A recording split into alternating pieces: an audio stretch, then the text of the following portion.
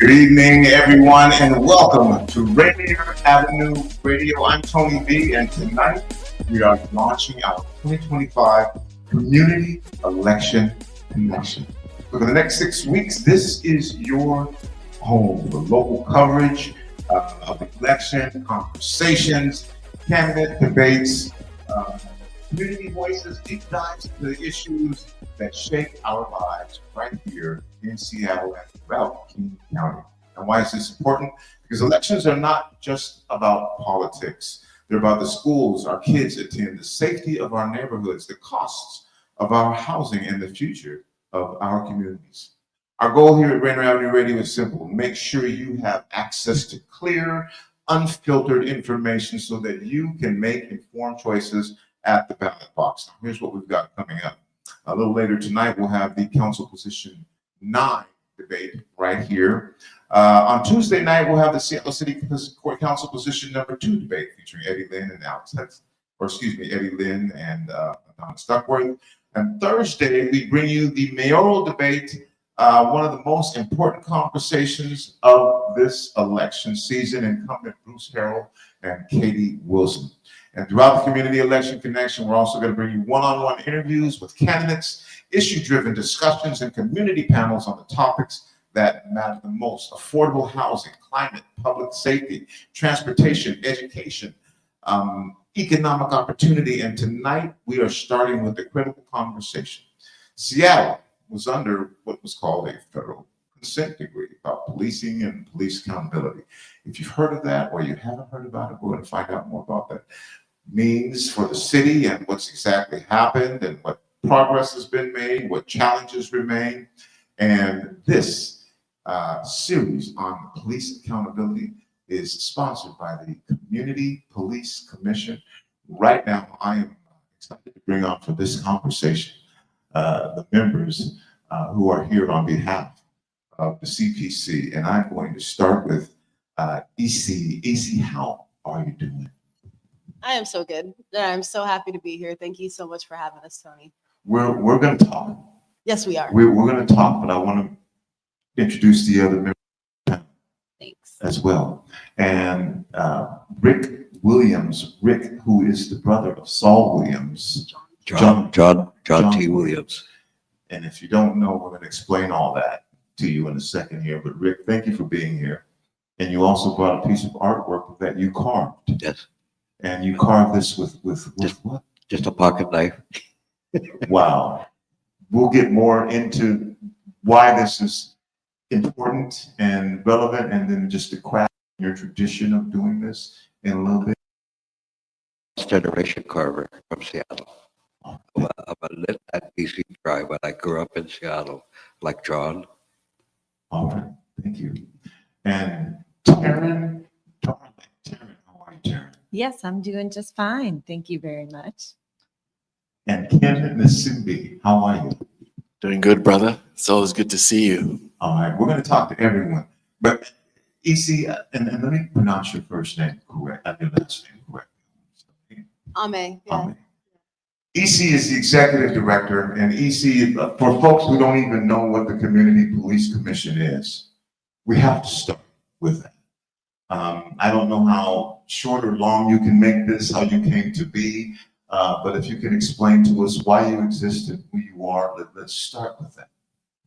So I know we're going to get into the consent decree in a lot more detail tonight. So what I'll say about the Community Police Commission, our elevator speech, is the Seattle Police Department has an oversight system, an accountability system that makes sure that they are doing right by the people of Seattle, by the people that they police. And the most important part of that accountability system is community. And so the role is to make sure that the community voice is amplified in all things policing. And so we provide policy recommendations on policing, police practices, their policies, their training, their culture, on anything that meets the needs and priorities of communities most impacted by policing. Okay, now we're going to be talking about this thing that was called the consent decree.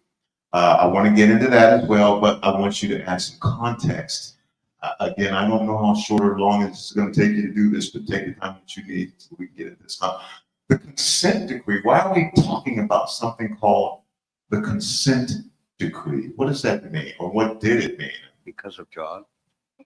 Because of John. And what I'll say about the consent decree, that the consent decree is essentially a legal document. It's a settlement agreement. We call it a consent decree. That's just familiar speech. The Seattle Police Department in 2010 reached a pinnacle of such egregiously poor behavior and conduct that resulted in the deaths of many people in our communities, that a number of community-based organizations, 35 actually, wrote to the Federal Department of Justice and said this needs to be investigated. And the Department of Justice did an investigation. And when they performed that investigation, it was a 9-month investigation, and they looked into several different issues. They found a pattern of practice of unconstitutional policing by the Seattle Police. And that included serious concerns about use of force and structural problems, including biased policing, use of racial slurs. There was the kicking in the head of a robbery suspect in April 2010. And then I think one of the most notable by far in Seattle is the death of John T. Williams, who was killed on August 30th, 2010. I want to invite his brother here, Rick Williams, who is joining the Community Police Commission, and we're really proud of that, to talk a little bit about John T. Williams, and then I'll kind of go back to laying the foundation for I'm going to stay with you here just for a second, Eci, because I want to just round off a couple things. Again, the Community Police Commission, and then we're going to go to what is the role that you play in all this? Sure. So after these events and the Department of Justice's findings from the investigation, they sued the city of Seattle. So U.S. versus city of Seattle. That resulted in a settlement agreement, a set of documents that we now know as the consent decree. And the consent decree was in place from 2012 until September 3rd, 2025. Just recently. Just very recently. So we're within just 2 weeks of its termination. The consent decree called for a number of different changes by the Seattle Police Department. It asked them to focus on use of force policies and investigations, training in the use of force, stops and detentions, less lethal instruments and bias-free policing, data and analysis, crisis intervention, supervision, and I think most relevant to our role, improved relationships, trust, and support from Seattle's communities. And so the Community Police Commission, along with 2 other departments, the Office of Inspector General, OIG, and the Office of Police Accountability, OPA, were created as Seattle's accountability system. It is a civilian-led accountability system. What does that mean? It means that accountability oversight for the Seattle Police operates outside of the Seattle Police Department. These are what are those 3 organizations again? So we have Office of Inspector General, Office OIG. of Inspector General. Yes. Okay. Office of Police Accountability, OPA. Office of Police Accountability. Yes. And then we have the Community Police Commission, and that's CPC. OIG's role is to serve as kind of an auditor, is I think maybe the easiest way. OIG performs audits of all public safety issues, and that is their role. Office of Police Accountability investigates complaints of officer misconduct. And so if you are a person who has experienced some form of police misconduct, you could file a complaint to the Office of Police Accountability and they will investigate it. And then there's the CPC, which we have the role in community engagement and policy recommendations in policing. Okay, I'm going to let you go on here for a second, but again, so for this being in place and now it's not in place, is that correct? Yes. What are the differences that we may have noticed as community with it in place that we may notice or not notice now that it is no longer in place? So that's an interesting question. I mean, I think that it really depends on who you ask. If you're an insider in government, the difference is that for a long time, Seattle Police Department had to report a lot of activities and improvements that they were making as required by the consent decree to the federal monitor, which is a federal monitor under the DOJ that was tracking the reforms that were required under the consent decree. And there was maybe more visibility around some of what the SPD was doing. During that time, though, you have a span of like 2012 to 2025, right? During that time, we have things like the WTO protests that occurred. We have the summer of 2020, right? So Black Lives Matter protests and demonstrations, where we saw escalations by the Seattle Police Department, excessive use of force, the use of a lot of tools like tear gas and others that were very harmful to communities. And so even during the time that the consent decree was in place, there are many communities that would say that there was a lot to be desired in terms of changes and reforms that the SPD still needed to make in place. You can fast forward to May of this year. And you look at the demonstrations that occurred in Cal Anderson Park, in which there were, I believe, 24 arrests by SPD and uses of force as well. There's currently a Sentinel event review, which is essentially a post-event after action review that looks at how the SPD conducted themselves during that event. And so communities right now are speaking up and sharing their experiences around that so that that can be assessed. But I think that from the perspective of a lot of the communities that we represent and those that we've spoken to, I don't know that it is a shared view that under the consent decree, there has been a complete turnaround of the SPD. I think that when it comes to the termination of it, it deals with meeting very specific legal requirements. And then some of the reasoning of right now we're under a federal administration that has shown itself to be hostile to many of the communities that we represent.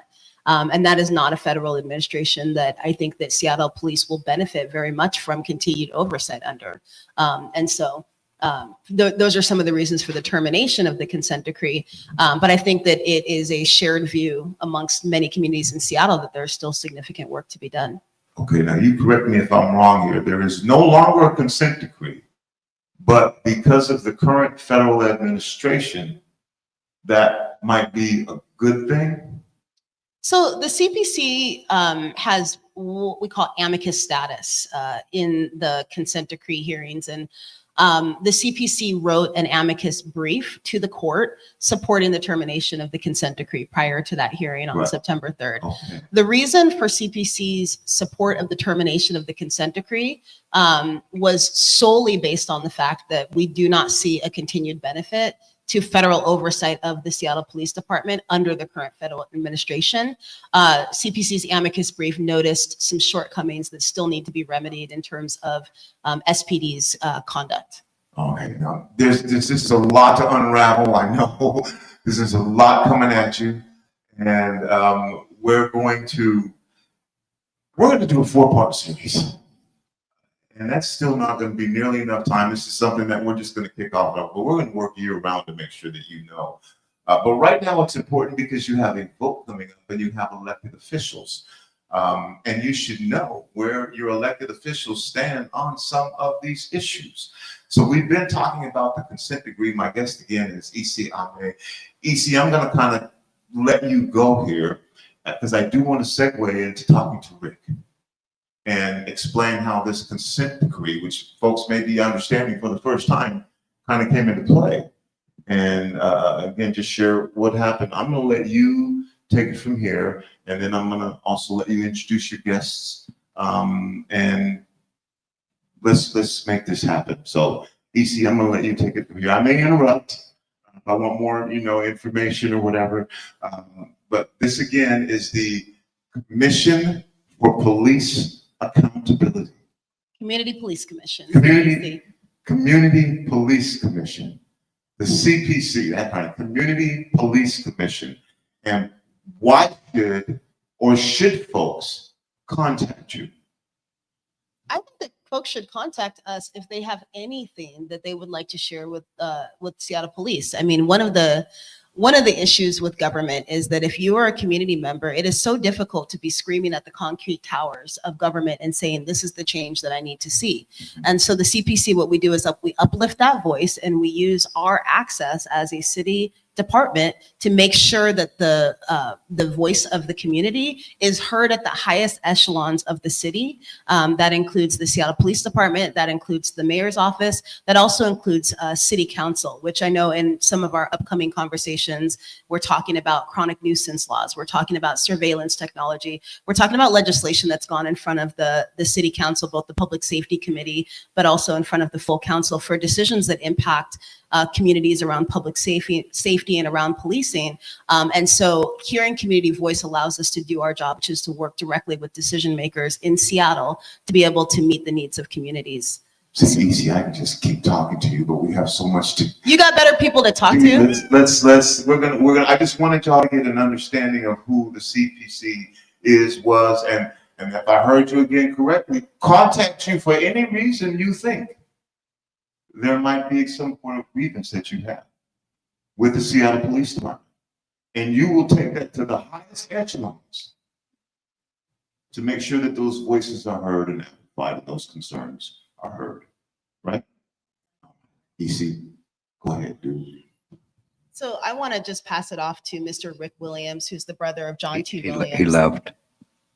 Who left? Okay, we're on radio. They can also see you though. When this happened to John in 2010, we tell folks, because everyone may not know what happened. Do you want to share that story? August 30th, 2010. My brother Eric and I were at Victor's Data Park. We call it Data Park, and we saw John, and he's telling me he's going blind and he's going deaf. He was embarrassed by it. So I took his hand in sign language, and my people that I'll take him with me. And he smiled that smile of his, and he went to 1811 to get his stuff, and he never made it back. At that day, I'd have to say 4:29 that day, a Seattle policeman pulled up and told me, Rick, I got some bad news. One of my people took your brother. To me, this is where it started, because at that moment, I had all these organizations coming at me, and I'm a good listener, but I'm not a follower. I'm going to do what my grandfather taught me. And at 2025, in all my heart, it worked, that it took a lot out. And it's something I got excited about what she offered, because the way she talked, that I understood it. Because in those days in 2010, we had nobody to talk to.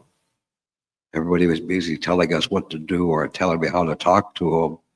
So what do you mean, to go lie to them? I don't think that's going to work. I'd rather be who I am. And to hear this lady offer me this job, okay, I'll do it. And I shared that all over Canada and my family here. And to join the CPC for accountability, it's not about color or race. It's about a human being that they can confide in us or trust us to do what we can. That's what I'm looking for. I wish we had this when they got John.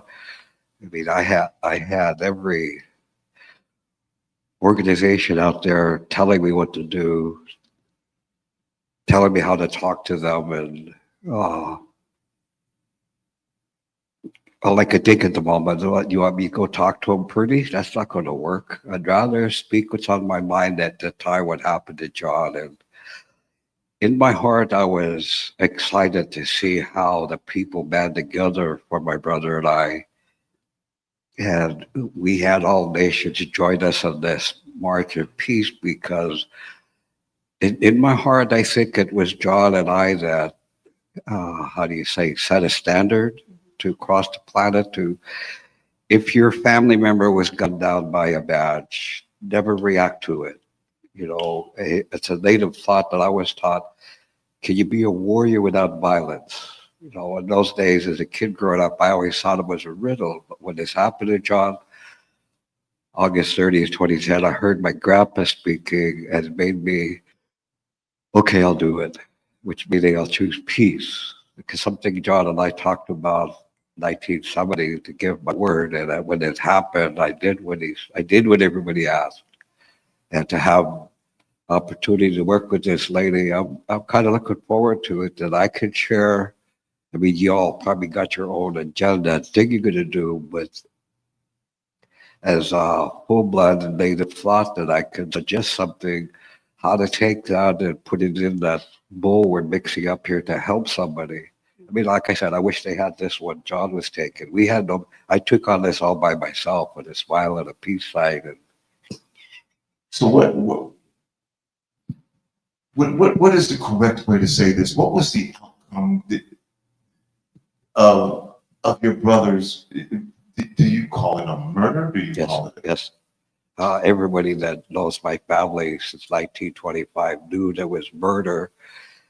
And we, at the times, they were dragging me to Olympia and all over Seattle or wherever they think was important to them. And they were arguing about the word malice, you know, and I'm looking at, and you want the people to trust you? You know, how dare you talk to me like that? How dare you say that about my brother? You know, I pulled out my phone and I showed him, see, this is murder. You know, there was no way they could get to me. As much as they tried, I always bowed, so good luck with that. I mean, that if I could take a thought to teach people out there, if you see a shooting like that, it happens in your, God forbid it happens, but think of the candle lit and think of that word. Can you be aware of violence that'll, you'll find that person, it'll give you all the strength to stand there. Even if they say you need to take a knee, you need to obey. You know, I always like, well, how dare you? I never said anything. I just watched and listened because in time I knew I was going to be able to talk to somebody about how I saw this. Well, you heard what I said to the judge.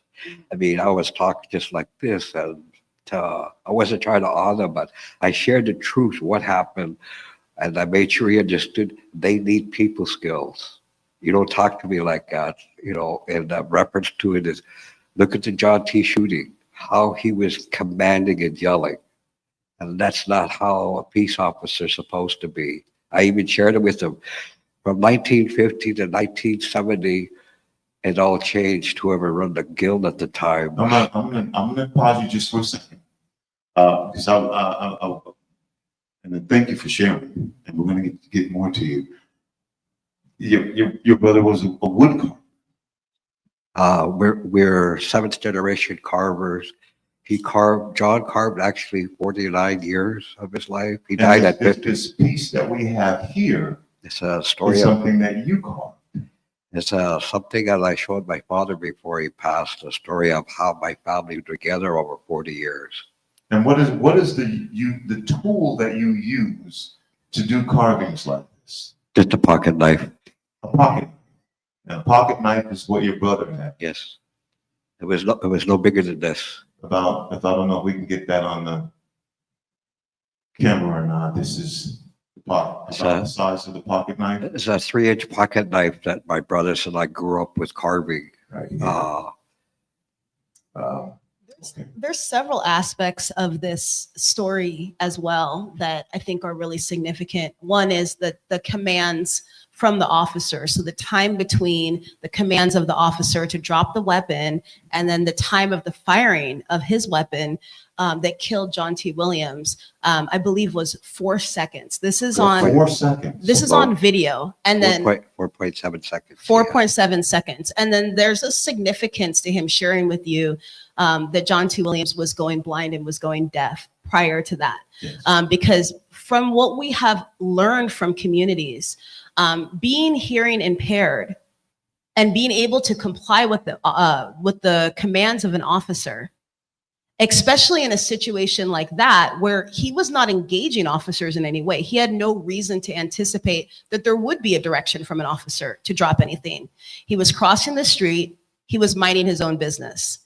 In addition to that, there were some statements that were untrue by the officer that the knife was open, that there was a threat in some way. The video doesn't support that. And the DOJ investigation actually showed that the knife was closed completely. And so this was a absolutely unnecessary, unacceptable, unconscionable killing. of an innocent person. And this is the kind of thing that was not just, this is the one time it happens. You know what I'm saying? Like George Floyd was not, this is the one time, right, that an unarmed Black man is killed by police. It is just a symbol of how much of this is happening and how little tools communities have to address and call attention to this kind of issue, this issues of police violence that are affecting their communities. And so this was the culmination of many, many events that caused several community-based organizations to write to the Department of Justice. The investigation didn't come from one thing, it came from a mountain of things.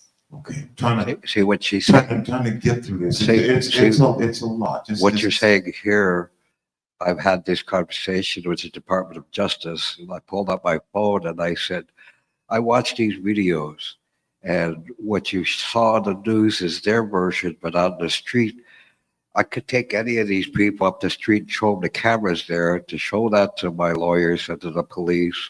And their comment was, this some of your indie junk? Look up.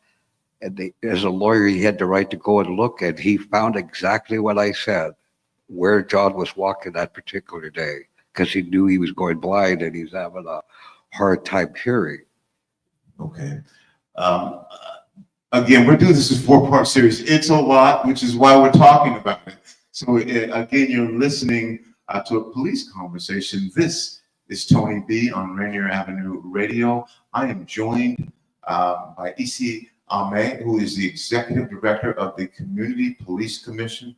Our guest, Rick Williams, who is the brother of John T. Williams. Is it fair to say that was the straw that broke the camel's back that led to the consent decree? There were a lot more Absolutely. before that, but we'll just say that led to Absolutely. the consent decree. And Taryn is also here, and I'm going to let you, Eci, bring Taryn into the conversation. I want to bring Taryn Darling into this conversation. I'm really happy that she's joined us today. I mean, I should have said about the CPC that we have a very unique structure as a city department. There's a couple things about us. One, we are independent of the mayor's office and of the city council. We report to the people of Seattle. That gives us the flexibility to be able to take policy positions that may be adverse to the mayor's office, maybe adverse to the city council at times, but that reflect what communities want us to say. The other thing that's unique about our structure is that we have our staff. We have an office of the staff, but we support a community-led commission, right? So we've got 15 commissioners, one fully filled. We got 15 commissioners that are appointed by the mayor, appointed by the city council, and appointed by the CPC itself. Rick is an incoming commissioner. Ken is already a commissioner. Taryn is on the staff side. So me and Taryn our staff, and Taryn is our policy director. She joined us in January. She came to us as a senior staff attorney from the ACLU and worked on Black Lives Matter litigation while she was there. So she has just been a huge asset to our organization.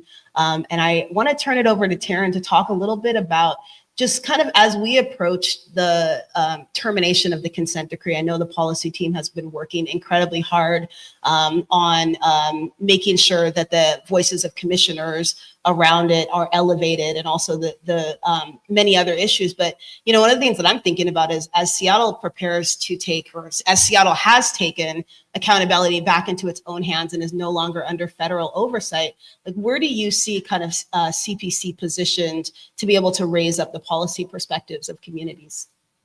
Yeah, that's a great question. Thanks, Eci. Where are we positioned? I mean, the time is now.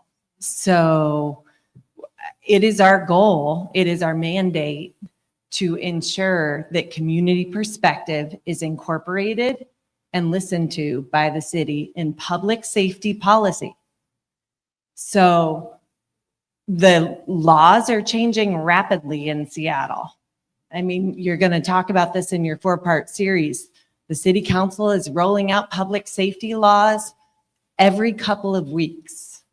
Right, because that's a big, the city council is rolling out public safety laws every couple of weeks.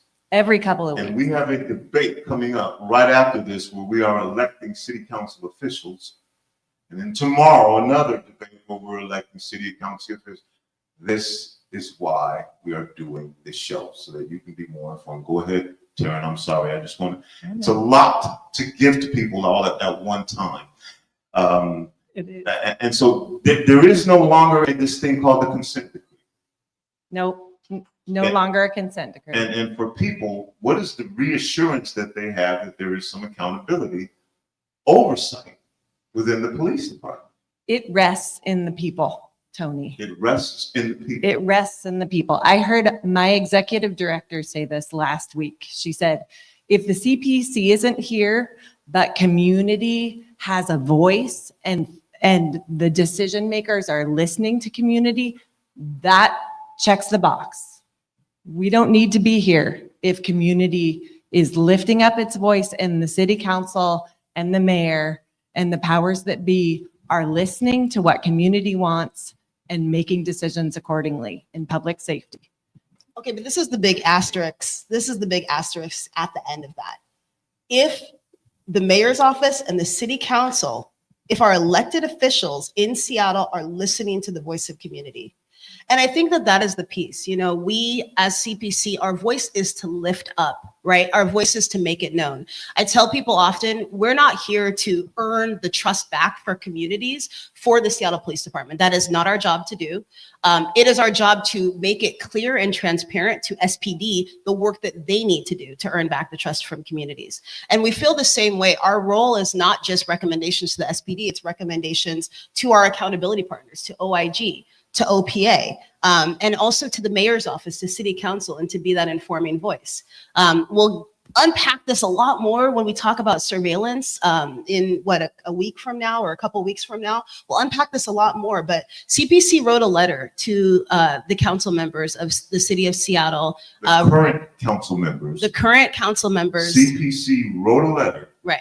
To the current members of the city council regarding surveillance technology. And that was based on concerns that we received from community members, concerns from our own commission and our police practices working group. On the day of the full council vote on surveillance technology, no less than 120 community members showed up to provide public comment in person and also virtually.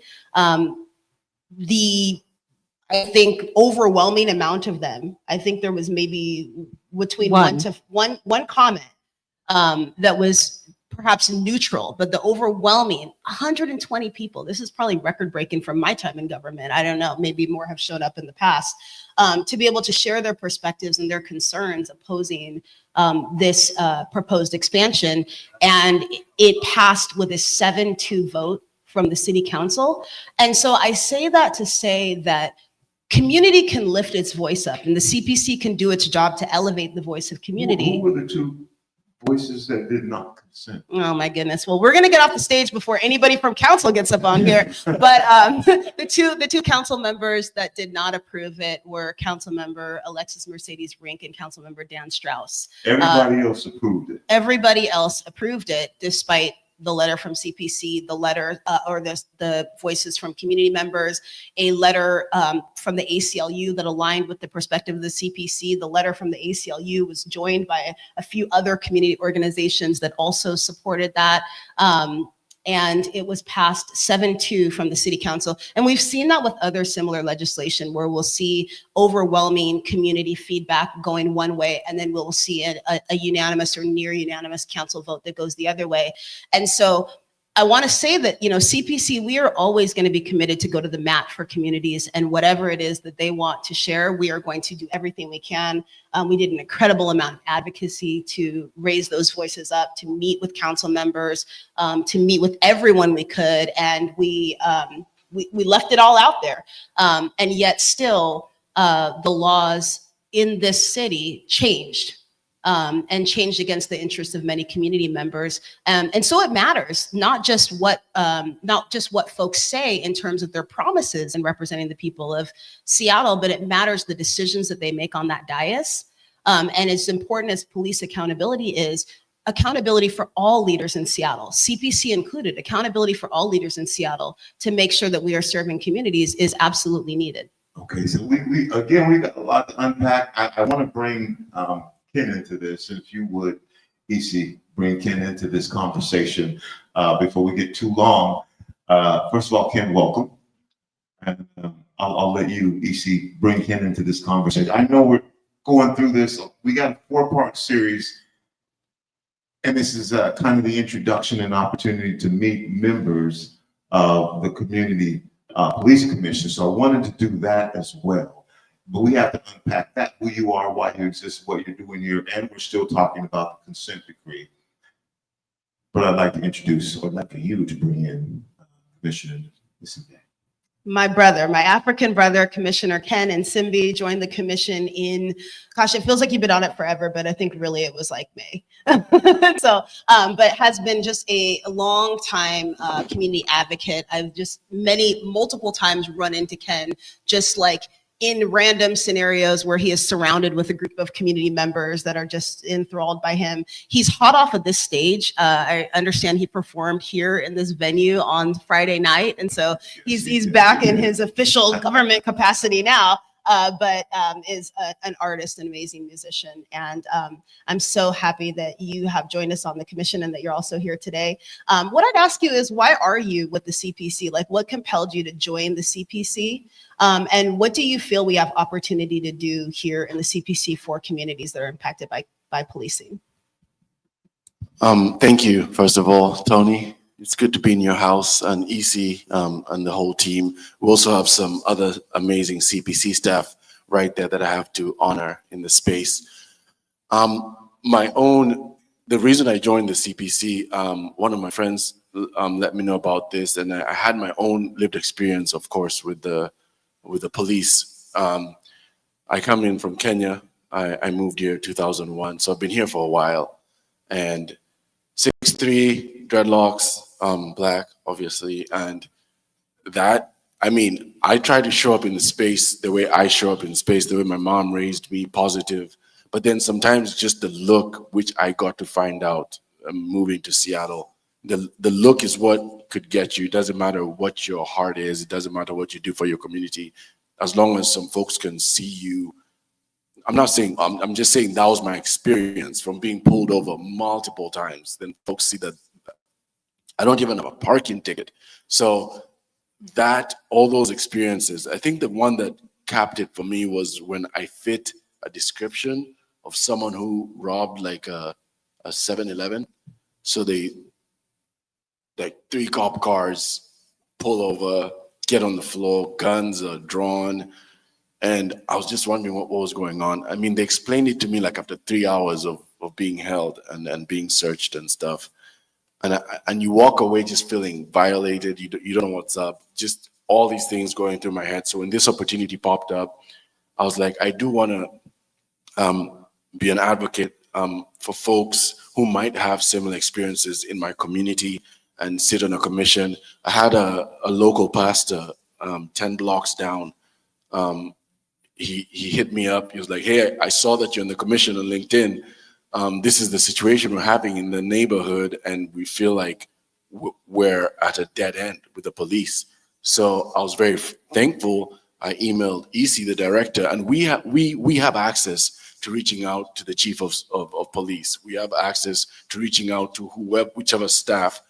So me being able to put the reverend on email with Eci and the team, because I'm also in the community committee, were able to elevate that, and they were able to get back to the reverend directly. And that made me feel like that gave me more fire to like, this is why I joined the CPC. This is why we do what we do. And congratulations to you, because when I was appointed, you were also put in. And what was your term? It's called? Yeah, I was confirmed for a 6-year term. Yeah, the same day that you were the same day. appointed. And that's when, I mean, and it's showing with your team, your staff, the camaraderie. And when you guys had the open house, it's showing that we're going, because CPC, this is public knowledge. If you go and read the past, I mean, you'll see all sorts of things said about the CPC. But I mean, like, you see a sign that says new management. That's my experience now. That's what we're going through. And this team is really committed to listening to community voice. I've said multiple times in the meetings that I just don't want to sit on Zoom or Teams or whatever it is. How could we go out? So we've been able to go out to many events. One that I appreciated was with incoming police officers, like the rookies, if you may so say, coming in from the academy. It's called Before the Badge program. So they're able to go around and work within community, talk to community members such as yourselves, and get to hear from voices such as mine and some of the experiences before they jump in, before the badge. And a lot of them were thankful that because some of them had come from, I don't know, suburban towns, small little towns, just not in the main area, because these are Seattle police that are going to be joining. So for us to have such programs for incoming police, especially with the consent decree not being re-upped, it gives me hope with, like you said, it lies in community. So whether we have these committees or not, as long as the community is empowered to speak for themselves, that's where the power lies, with the community. So Okay, I'm gonna have to take a commercial break here because we You gotta pay skipped the one. We bills. skipped one, but that's okay. We got started a little late. We're gonna take a commercial break, and then we're gonna come back and we're gonna talk for another 7-8 minutes. Okay, we're gonna push this whole thing back a little bit. So, the debate for council position 9 will be coming up at about 6:10. Daniel, go ahead and take us to break, so that we can do what we need to do. I think we say, and we'll be back.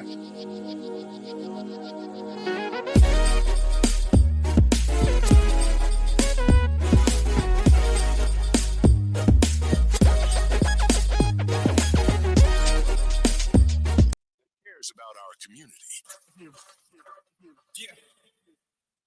Are your kids eligible for or enrolled in Apple Health Medicaid insurance? Bring them to a free dental clinic in Skyway this fall. Public Health Seattle and King County is hosting free dental clinics for kids 12 and under at the Skyway Resource Center one Saturday per month. Now until December, visit kingcounty.gov/ABCD for more information. Again, that's kingcounty.gov/ABCD for free dental clinics for kids. Happy Hump Day. We're excited that you decided to join us for the party. Fresh Juice is live Wednesday night, 9 to 11 p.m. Pacific time on Seattle's Rainier Avenue Radio with the Juice Factor, including me, Superstar TK, Pint Size Patron, and D-Money. We're going to chop it up with some cool people, play some really dope new hip-hop and R&B music, some games, and maybe even a live performance. Lock us in right now on Fresh Juice YouTube page at youtube.com/@Fresh Juice Media, or subscribe to us on Spotify or Apple Music. The climate crisis is here, and communities most impacted are standing up. This is Earth Deserves More Than a Day, hosted by Rainier Avenue Radio and King County Parks. From elected officials, grassroots leaders, from river tours to cultural art, we gather to take action. Listen in. Learn more, then get involved, because the earth can't wait, and neither can we. Women are not a homogenous group. We face discrimination differently depending on factors such as ethnicity, age, socioeconomic status, and more. Rainier Avenue Radio is proud to amplify women's voices. They are the experts of their own lives, initiating conversations within their community about challenges they face, the solutions they're working on, and the opportunities they see. Please join us this Sunday from 2 to 5 for Women's Voices on Air. We know our challenges. We are the experts of our lives. We are master multitasker, prioritizing our family, friends, and our faith above our own needs. Our needs and voices are too often overlooked. Please join us this Sunday from 2 to 5 p.m. for Women's Voices on Air. We tell our stories in our own way. A message from Public Health Seattle and King County. If you work outdoors, know how to protect yourself from wildfire smoke. People with heart and lung conditions, including asthma, may be more sensitive to smoke. Move indoors if you have symptoms like coughing or eye irritation. If you work outside, an N95 mask can help protect you. Employers are now required to provide N95s to outdoor workers when there is wildfire smoke. Ask your employer about the wildfire smoke plan. For more information, visit kingcounty.gov/wildfire smoke. Rainier Avenue Radio, your community radio station, will provide you with more information. Rainier Avenue Radio.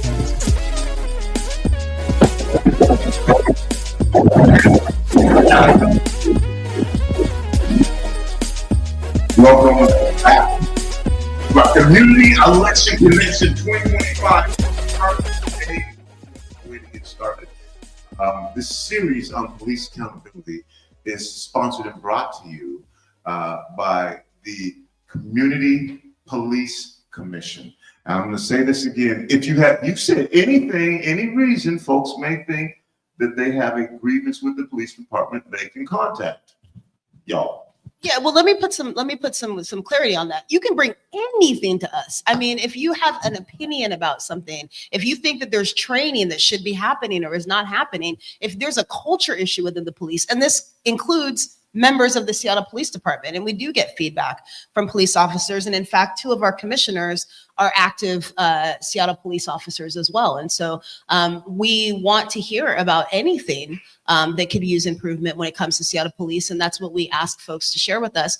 If you have a specific complaint about, I was a victim of misconduct, we're going to refer you to our partners at Office of Police Accountability. We still want to know what happened, because there might still be some systemic issues or structural issues that need to be addressed, and the incident itself may just be a symptom of a deeper problem that we would like to or already addressing. But if it is a specific incident of police misconduct and you are a victim of that, we would encourage you to file a complaint with the Office of Police Accountability and have that investigated. Okay, now we've only got a few minutes left, and as the host of Street Beat, those of you know how I get down. We have open, honest, frank conversation. So, Eci, I'm going to ask you the perception. Is this more than a perception that the communities most impacted are Black, by police?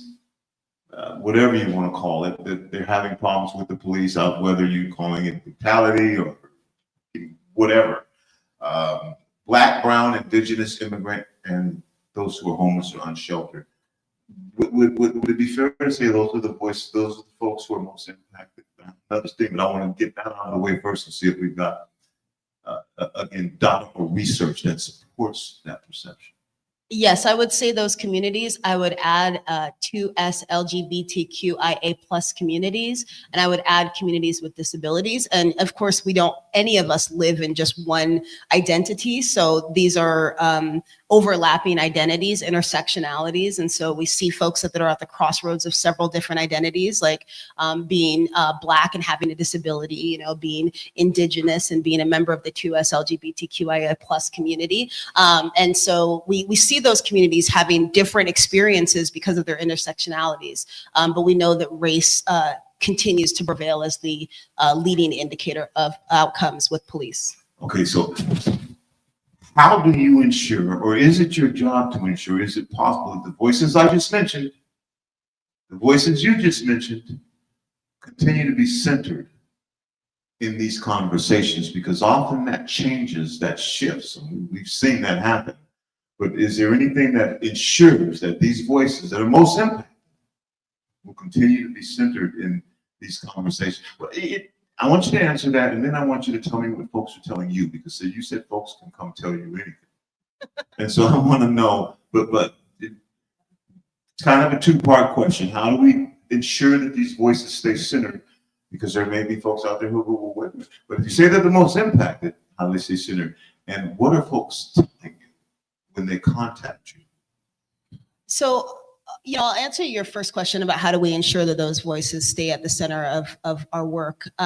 One is that we dig deeper than folks that have ready access to be able to raise their voices and bring them forward, right? So there's the folks that have time to go to the Public Safety Committee of the Seattle City Council at 9:30 a.m. on a Tuesday and sign up for public comment and speak directly to council members, right? But then we've also got a lot of folks that are operating in survival mode. They are taking care of a home. They are taking care of a family. They are taking their caregivers to relatives. They are working at the hours that government is working, right? And we don't sometimes do very well in government about making sure that there's access for people outside of their working hours, so that there's other things that are making it possible, taking away financial barriers for them to be able to have civic participation. And so meeting communities where they're at. I have 2 community engagement specialists that are here tonight tonight, Mario Teulilo and Mergitu Argo. They are amazing folks, multilingual, very, very good at working and meeting with communities and connecting with people and really making a safe space for their concerns to be heard. That goes for our whole team, and we bring this diversity that, you know, there's really anybody. You want to talk to a lawyer, you talk to me or Taryn, but if you want to talk to somebody who has you know, other types of relatable experiences, you go and talk to them. And so making sure that we are accessing communities in a way that you know, is reflective of their daily patterns and doesn't ask them to do too much, and provides for access in different languages. If English is not the best way to communicate with us, I mean, at this time we're hearing a variety of concerns, and many of those are related to issues with immigration. And raids and activities by the federal government. And in those situations, there is both a safe, so we could have a whole nother series. Really quickly, because I want to give everybody a really quick opportunity for final words. Because what are folks doing?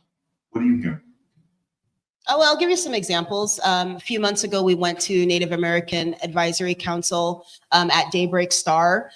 We heard about slow response times, so times where folks were making complaints of sexual assault, and the report or the response from police was 8 to 10 hours after the sexual assault occurred.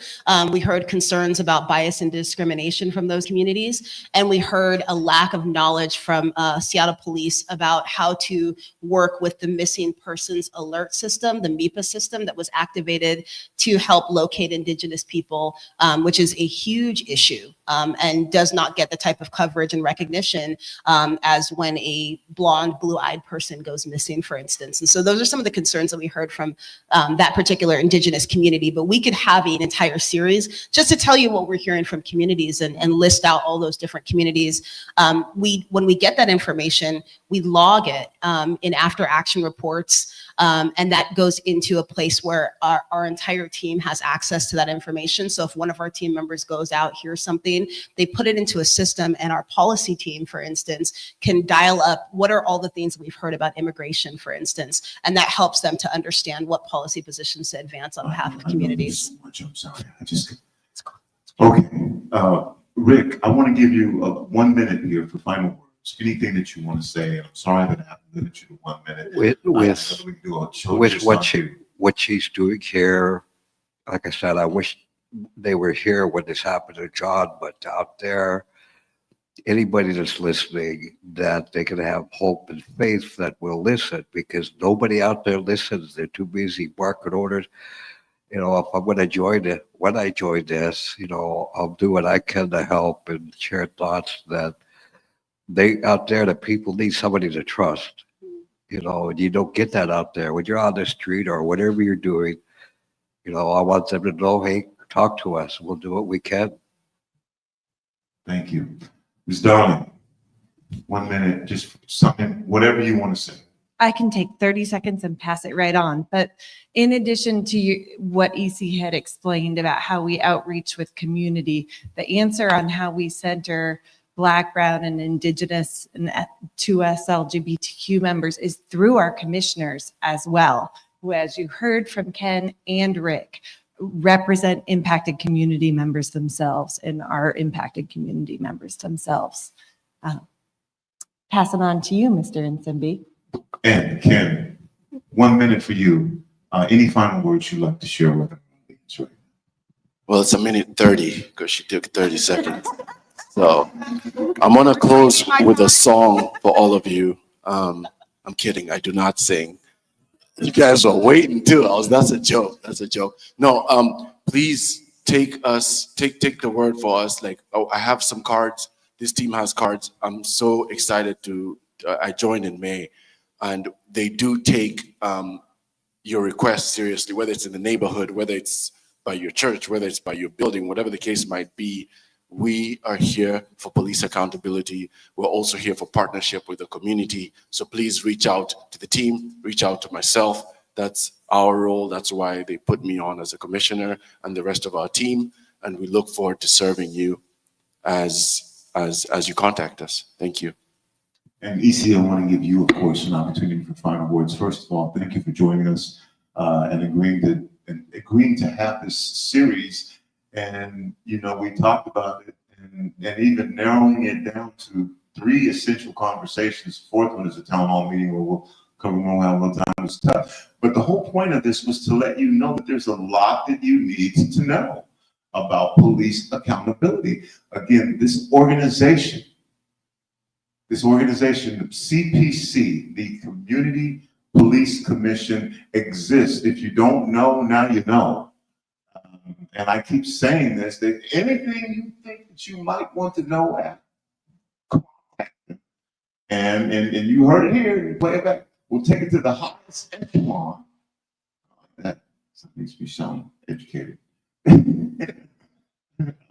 But Eci, thank you for being here. We're going to be on the 25th. We're going to talk about the chronic nuisance law, which again gets into a whole bunch of stuff, and probably said. And then on the 30th, we'll have the conversation about surveillance, which again becomes relevant because of the city council meeting that just recently passed. And then I think you said every couple of weeks there's some kind of legislation passed by Seattle City Council, and I'm not going to say it happens at midnight. It's just like we don't know. So it's like it happens at midnight to me.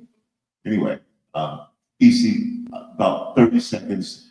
We're going to be back, but I want to give you an opportunity for 5 minutes as well. I hope everybody saw it go from a minute to 30 seconds right now as we all sit here. One of these sessions, we're going to have to talk about how this series even got imagined, right? Literally just me walking down the street and running into you. And it all just came out of there. So it's so cool to be sitting here. There's not much more that I could say that we haven't shared with you already and that we'll share with you in the coming conversations. I wish every single member of our community had access to the highest echelons of Seattle Police Department. I wish it wasn't something that we had to roll out the red carpet for communities, because they work for us. They work for you. They work for every single person in Seattle. And I think they should be working the hardest for the people most impacted, right? That's a pro-equity principle, that if you are police, that you should have the loudest voice, right? And we don't define equity by privileged folks in, well, I won't say up north, because I understand what's coming next on this stage, but I will say we don't define equity by those that are least impacted, right? We don't want to go and say, how are Seattle Police Department doing to somebody who does not have a history or whose community does not have a history of being impacted by police. We go to the folks that are most impacted, and that is what we do. And that is what we're going to continue to do. And I'm really excited to be able to spread the word about what our department does and to connect with anybody. And if you would like to get a lovely piece of wood carving by this amazing Indigenous artist, Rick Williams, please contact him. I mean, come up to him. He's got an Instagram. He's online. I had to plug real quick because this is amazing and he made it for me. So I know everyone's jealous. I'll just end with that. Thank you. You've been listening to Rainier Avenue Radio. We have kicked off our community election connection. Y'all out there make some noise, man. This is not even a presidential election year.